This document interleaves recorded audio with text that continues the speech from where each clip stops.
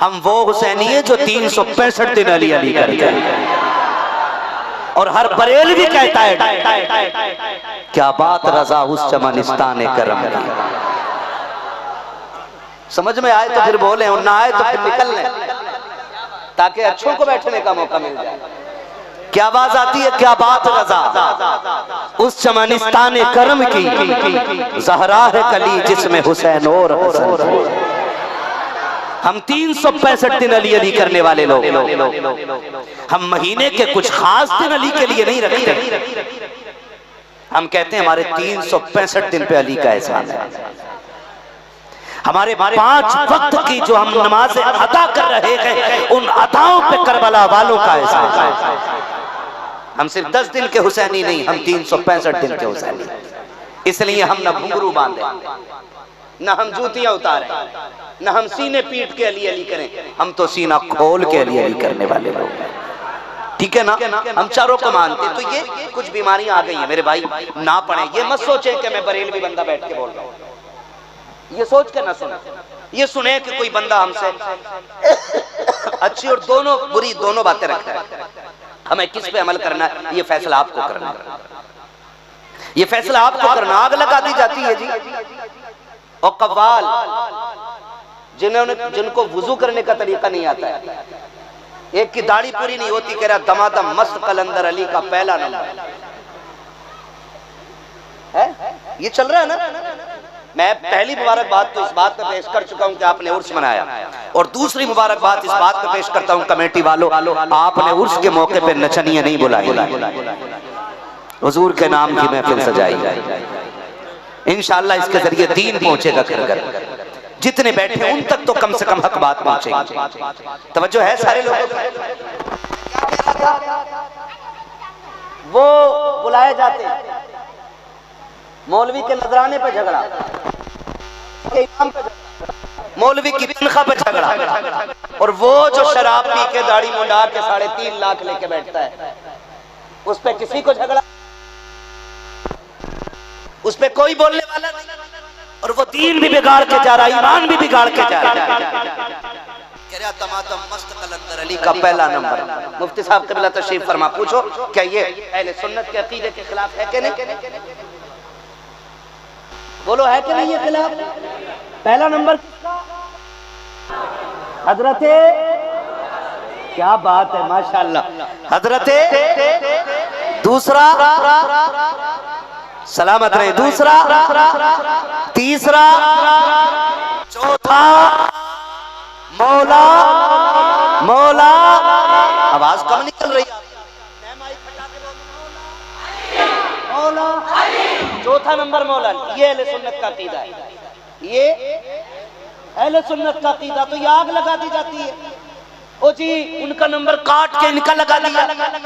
मैं कहता हूं किसमें हिम्मत है जो अली से कुछ छीन सके? है हिम्मत किसी में? है हिम्मत? है हिम्मत? अच्छा पूरा गांव मिलकर इमाम साहब से 10 रुपए छीन लेगा तुम्हारा? बोलो, बोलो ना यार। मुफ्ती साहब से 10 रुपए कोई छीन लेगा? जब पूरा गांव मिलकर मुफ्ती साहब से कुछ छीन नहीं सकता तो फिर अली तो अली है। अली से हक कौन छीन सकता है? और रह गई तेरी बकवास की बात, तो वो तेरा अली होगा जो कमजोर होगा। हमारा अली तो इतना ताकतवर है, अगर उंगली उठा दे तो बाबे खैबर को उड़ा के हवा में फेंक देता है। नारे तकबीर, नारे रिसालत, नारे गौस, नारे हैदरी, नारे तकबीर। वाह वाह वाह, सुभान अल्लाह। ये भी लावजह की बकवास की जाती है। सुन्नियों को उलझाया जा रहा है। जिस मसले पे 1300 साल झगड़ा ही नहीं हुआ, वो लाके खड़े कर दिए गए, और इसको सुन्नियत का नाम दे रहे हैं। इसको जन्नती होने का नाम दिया जा रहा है। खुदा की कसम खा के कहता हूँ, अल्लाह की इज्जत की कसम, अंबिया के बाद अगर कोई अफजल है तो अबू बकर सिद्दीक की जात है। यह ऐलान हर मस्जिद से हर जुमे को किया जाता है। अफजलुल बशर बादल अंबिया बित्ताक़ीक़ अमीरुल मोमिनीन अबू बकर सिद्दीक व अला नातिक़ बिस्सिद्क़ वस्सवाब अमीरुल मोमिनीन उमर इब्नुल खत्ताब व अला कामिलिल हया वल ईक़ान अमीरुल मोमिनीन उस्मान इब्न अफ़्फ़ान। ये हर जुमे को ऐलान किया जाता है। राफ़िज़ियों के कलेजे फट जाते खाते हैं वो सोचते हैं ये 3 नाम पहले कैसे आ रहे हैं, इन नामों को निकाला जाए। अल्लाह की इज्जत की कसम खा के कहता हूँ, जब तक जमीन पर आला हजरत के मानने वाले रहेंगे तब तक आला हजरत के मानने वाले पहला नंबर अबू बकर सिद्दीक का बताते रहे।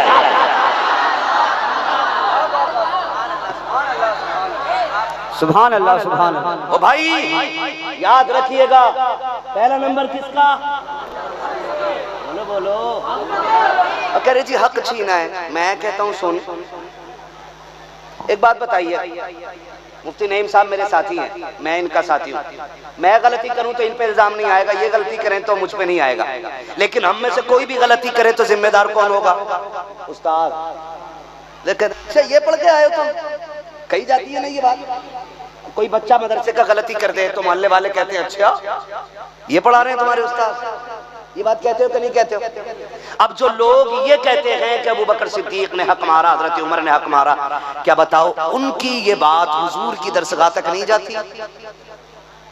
इसलिए कि अबू बकर वो हैं जिन्हें मुस्तफा ने संवारा है, उमर वो हैं जिनकी तरबियत हुजूर ने की है। अगर आज का शागिर्द खता करे जिम्मेदार उस्ताद होता है। आप कहते हो माज़ अल्लाह गलती हजरत अबू बकर की है, तो जिम्मेदारी किधर गई? बोलो, हुजूर की दरसगाह तक जाती है कि नहीं? जाती है कि नहीं? और तुम्हें झलक दिखाऊं, ये खन्नास क्या जाने उनकी दरसगाह के सवारे हुए कैसे होते हैं। जिस दिन अबू बकर सिद्दीक के बाद हजरत उमर फारूक आज़म मसनद खिलाफत पे बैठे हैं, उसी दिन बकरी वही खड़ी थी जहां पे शेर खड़ा था। शेर बकरी को देखती थी, बकरी गर्दन झुका के नहीं डर रही थी, बल्कि शेर को मुस्कुरा के देख के कहती थी हिम्मत है तो घूर के दिखा। शेर भी देख के कहता था क्या बताऊं, कुर्सी पे उमर बैठ गया है, अब जरूरत नहीं है कोई किसी का हक मार ले। खुदा की कसम ये मेरे नबी की दरसगाह है, अगर उमर को आदिल बना दे आका तो शेर में ताकत नहीं है जो बकरी को घूर के देख ले। बता अगर जानवरों के अंदर उमर के फैसले की ये दहशत है तो जमीन पे उमर के फैसले का झंडा कैसे लहराता हो? को अपनी बिरादरी में आने मत देना, अपनी नस्लों में मत आने देना।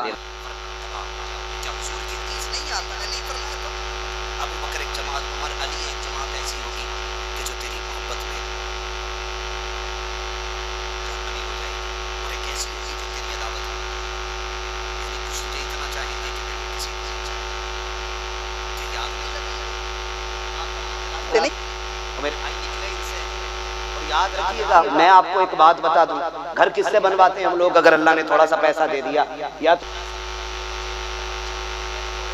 कहते हैं कि अच्छा कारीगर ना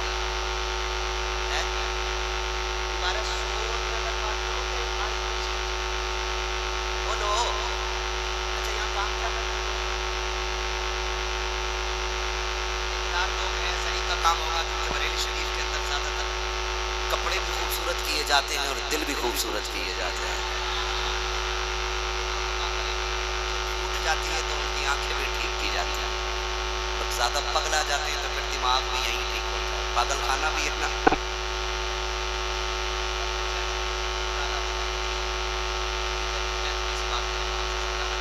बच्चे खास करके ध्यान दें मेरी बात पे, इसलिए कि जो पौधे छोटे होते हैं ना उनको आसानी से सीधा किया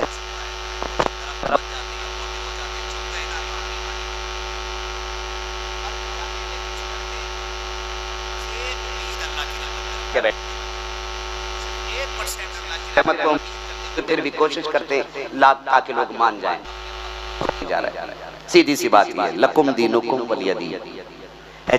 मेरी अपनी है और आपकी अपनी है, आपको अपनी कब्र में लेटना, मुझे मेरी में लेटना है। और आपने दीवार कैसे मिस्त्री से बनवाते हो?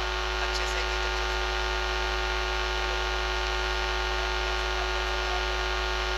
बोलो यार, बेड कैसे कारीगर से बनवाते हो? और बैठक का फर्नीचर हो तो और अच्छे से कि 4 लोग और देखें। यार एक बात बताओ, अगर दीवार अच्छे राजमिस्त्री से बनवाते हो और फर्नीचर अच्छे कारीगर से बनवाते हो तो फिर दीन किसी जाहिल से क्यों सीखना?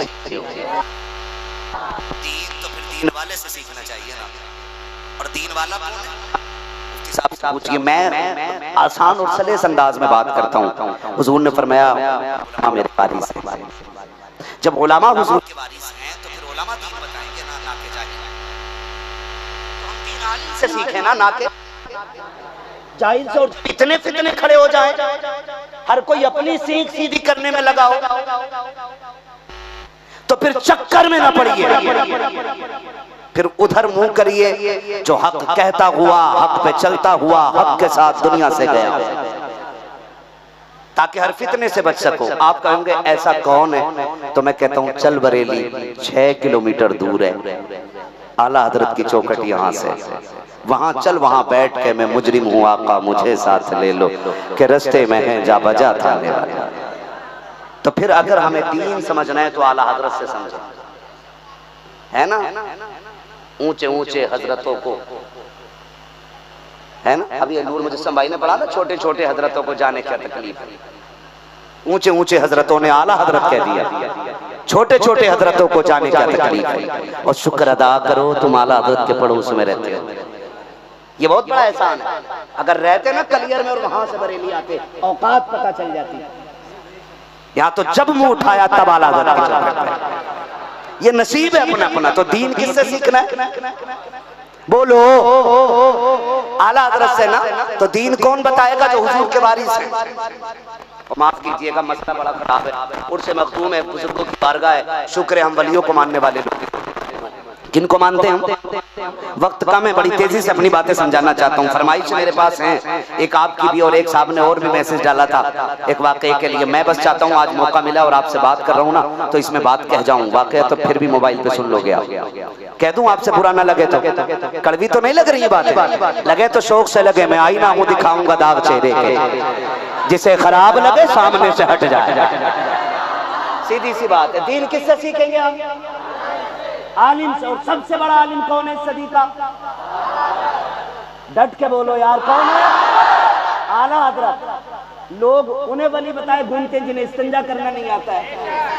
तो हमारा तो मौल भी इतना पक्का है जिसने कंजुली मान दिया, आशिक इतना पक्का है जिसने हिदायत बख्शिश दी है। हम क्यों डर के बात करें यार, हम क्यों डर के बात करें जिसने दौलतुल मक्की अता की है, जिसने फतावे रज़विया देकर मुफ्तियों के कद ऊंचे कर दिए हैं, उसी जात को आला हजरत अहमद रजा का। तो डर के बात क्यों करनी है? किससे सीखेंगे दीन? एक मसला और है, एक मसला और है। मैं अक्सर फंस जाता हूँ। मैंने कहा ये उर्स किन का ये मस्जिद में जो मज़ार है ना इन्हीं का है। मैंने कहा इनका मस्जिद में मज़ार क्यों? तबीयत खुश करती उस जवान ने मुझे बताया कि ये जो लेटे हैं ना यहाँ पे, इन्होंने ही ये जगह मस्जिद के लिए दी थी, है ना।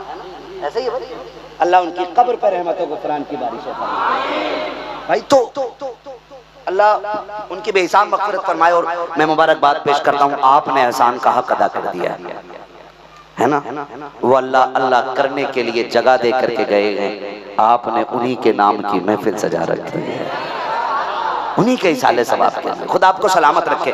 तो दीन किससे सीखना है? आलिम से। मसला क्या है? माफ कीजिएगा, देखो मैंने पहले कह दिया, मुझे किसी खानका से जोड़ के ना सुने आप, इंसाफ के साथ सुने। एक बात जो कही जाती है ना कि मौलवियों की और वलियों की कभी बनी नहीं, आपको पता लगेगा कितनी बड़ी बात है। बहुत बड़े पाए के बुजुर्ग हैं सरकार मखदूम माहिमी। आप छोटे से थे, यतीम थे, माँ के पास एक ही लाल था। माँ अपने बेटे को देख के जी रही है, बेटा माँ को देख के जी रहा है। ये माँ की कुर्बानियां होती हैं। अल्लाह एक बेटा दे देना तो माँ फिर दूसरा निकाह नहीं करती है। अक्सर मैंने देखा, नहीं भाई, माएँ दूसरा निकाह इसलिए नहीं करती हैं कि कहीं मेरे बेटे की जिंदगी में दुख ना आ जाए। मिलते हम लोग से ऐसे लोग, कोई कहता दुआ कर दे, एक ही बेटा ये बड़ा हो जाए, इसके सहारे जी रही हूँ, इसके सहारे जी रही हूँ। मैं बेटों से गुजारिश करूंगा खुदा के वास्ते, अगर बाप नहीं है और माँ ने पाला है ना, तो उसके पैर की जूती बन के पूरी जिंदगी गुजारना। अगर पैर की जूती बन के भी जिंदगी गुजार दोगे ना, उसके 1 साल की परवरिश का हक अदा नहीं कर सकते हो। खुदा की कसम, माओ से पूछो लालों को किस दर्द के साथ पाला करती है। आज मैं मुजाबिरों से भी कहना चाहता हूँ, खानकाह के उन जिम्मेदार लोगों से भी कहना चाहता हूँ जिनकी खानकाहों में माँ बाप की अजमत के लिए तो लफ्ज नहीं होते हैं, और 40-40 जुम्मेरात मज़ारों पे बुला करके झाड़ू लगवाई जाती है। खुदा की कसम, माँ बाप को छोड़ करके तो खुदाए पाक राजी नहीं होता है, फिर मज़ार वाला कैसे राजी हो सकता है? हम तो इतना जानते हैं, जिससे माँ बाप राजी होते हैं उससे रसूल पाक राजी होते हैं, और जिससे रसूल पाक राजी होते हैं उसी से पैदा करने वाला खुदाए पाक राजी हुआ करता है। ये फैसले भी तो कभी कभी किया करो। कह रहा पेट में दर्द है, कह रहा 40 जुम्मेरात अगरबत्ती जला दे। ठीक है जी, मैं बाजारों का मुनकिर नहीं हूँ, लेकिन ये भी तो कहे कि 40 बार माँ से कह के दुआ करा ले, 40 बार माँ के पैर दबा दे। कसम खा के कहता हूँ, वो जो झोली होती है ना उनकी, जब उठती है ना तो फिर रहमत ये नहीं देखती इसके हाथ में गोबर लगाए कि मिट्टी लगी है कि क्या लगा है। इधर हाथ उठते हैं, उधर मकबूलियत की जमानत अर्शों से उतार दी जाती है। जहां लेनी थी दुआ वहां ली नहीं। मुझे तो बड़ा अजीब सा लगता है। मैं कहता हूँ भाई नारे ना लगाए, फलाने की आमद, ढिमाके की आमद, क्या भाई पहाड़ आ रहा है कोई? वो हम भी यार दीन के नौकर हैं। क्या रुतबे? रुतबे उसके बुलंद है जो ईमान बचा के कब्र तक ले गया यार। अभी कोई गारंटी कभी कब्र की मंजिल पास कर ली हमने? नहीं ना, आज गुजर गए। नहीं, रूह निकलने की जो तकलीफ है वो झेल चुके? नहीं ना, अभी तो सारी मुश्किल मंजिलें बाकी हैं। फिर जिंदाबाद किस चीज का यार? किस चीज का जिंदाबाद है? अभी तो खैर मनाएं अपनी अपनी और दुआएं मांगा करें, अल्लाह जब भी मौत दे ईमान के साथ मौत अता फरमाए। ये दुआएं सबसे ज्यादा अहम होती हैं, ये दुआएं मांगा करें। तो मखदूम माजबी की आप जिंदगी देखे छोटे, कहते हैं अम्मी जी मैं पढ़ना चाहता हूँ। माँ ने कहा बेटे इकलौता सहारा है, तू चला जाएगा मेरा दिल नहीं लगेगा। तुझे पता है थोड़ी देर के लिए गली में चला जाता है, मैं परेशान हो जाती हूँ, तुझे दौड़ निकल जाती हूँ तुझे ढूंढने के लिए, तू चला जाएगा तेरे बगैर कैसे रहूंगी? रो के कहते माँ मैं इल्म के बगैर नहीं रह सकता। माँ कहती मैं तेरे बगैर नहीं रह सकती। इसी दोनों की वो कहते माँ मैं इल्म के बगैर नहीं रह सकता, तो माँ कहती मैं तेरे बगैर नहीं रह सकती। बहुत रोए तो माँ ने कहा बेटे फैसला कर, इल्म चाहिए कि माँ चाहिए? रो के बैठ गए, दामन पकड़ लिया, कहने लगे माँ तूने पाला है, मुझे तू चाहिए। लेकिन बेकरार थे। माँ ने कहा रो क्यों रखा? माँ इल्म के बगैर गुजारा नहीं होता है। माँ की झोली फैल गई। अल्लाह मेरे बेटे ने ना मेरे लिए अपनी सबसे पसंदीदा चीज छोड़ दी है। मालिक तेरे लिए तो कुछ बाईद नहीं है ना, तू मेरे बेटे की मुश्किलें आसान फरमा। माँ ने दुआएं कर दी। मखदूम मागमी समंदर के किनारे टहलने के लिए गए, एक पत्थर पे बैठ के रो रहे। सामने से खूबसूरत बुजुर्ग नजर आए, उनका चेहरा देखा, देखते रह गए। करीब आके बुजुर्ग ने कहा बेटे क्यों रो रहे हो? कहा परदेसी जाइए, आपको क्या मतलब है, मैं अपने दुख में रो रहा हूँ। बेटे बताओ तो सही मैं तुम्हारे काम आ सकता हूँ? कहा कौन किसके काम आ सकता है, मेरी मजबूरी ऐसी है कोई काम नहीं आएगा। कहा बेटे बता तो सही क्या मजबूरी है? कहा मैं पढ़ना चाहता था, माँ ने परदेश जाने की इजाजत नहीं दी है। कहते फिर परेशान क्यों होते हो? कहा क्यों? कहा अगर इजाजत दो तो रोज यही दरसगाह लग जाया करेगी, यहीं बैठ के इल्म हासिल कर लिया करना। कहा पढ़ाएगा कौन? आने वाले ने कहा मैं आया करूंगा पढ़ाने के लिए, तुम आया करना पढ़ने के लिए। बच्चे ने कहा तुम हो कौन? कहा अगर ये राज ना बताओ तो मैं तुम्हें बता दूं। कहा कौन है आप?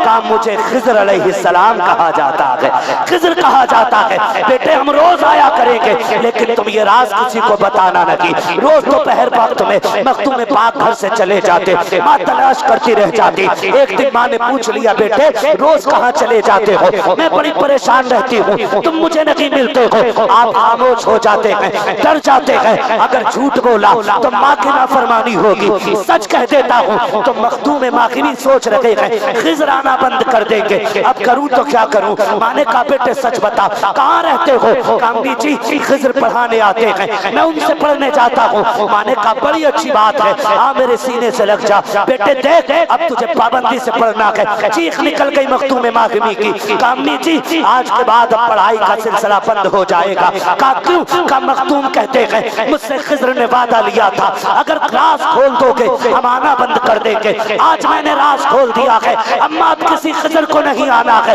अब कोई नहीं आएगा पढ़ाने के लिए। अब तेरे बेटे की तालीम का सिलसिला रुक गया है। तारीख गवाह है हजरत खिज़र ये कह करके फूट फूट के रोए थे। फिर रोते रोते उसी मकाम पे गए जहाँ पे खिज़र पढ़ाने आते हैं। क्या देखते हैं आज खिज़र बड़ी तेजी में आ रहे हैं, और यहाँ तक लोगों ने लिखा है कि जब वहाँ पहुंचे तो क्या देखते हैं हजरत मखदूम माखनी बाद में पहुंचे खिज़र अलैहिस्सलाम पहले आकर के बैठ गए हैं। हजरत मखदूम माकिनी ने देखा, हजरत आप कैसे आए हो, आप कैसे आए हो? आपने तो कहा था कि अगर राज खोल दूंगा तो नहीं आओगे। कहा बेटे मैं पढ़ाने नहीं आया हूँ, मैं अपने वादे पर कायम हूँ। कहा फिर क्यों आए हो? कहा मुझे रब ने भेजा है। कहा किस लिए? कहा खिज़र जा, मेरे बंदे ने माँ की रजा के लिए अपनी महबूब चीज छोड़ दी है, जाके उसके सीने को इल्म से भर दे। मैंने कहा मालिक मैंने पढ़ाने से वादा किया था, मैं पढ़ाने नहीं जाऊंगा। रब ने फरमाया तुझे कौन भेजता है पढ़ाने के लिए? पढ़ाने के लिए नहीं, मेरे मखदूम को सीना बसीना अता करने के लिए जाना पड़ेगा।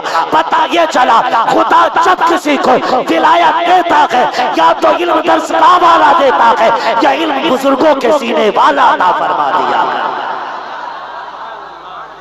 अजीब बुखार चढ़ा रखा है।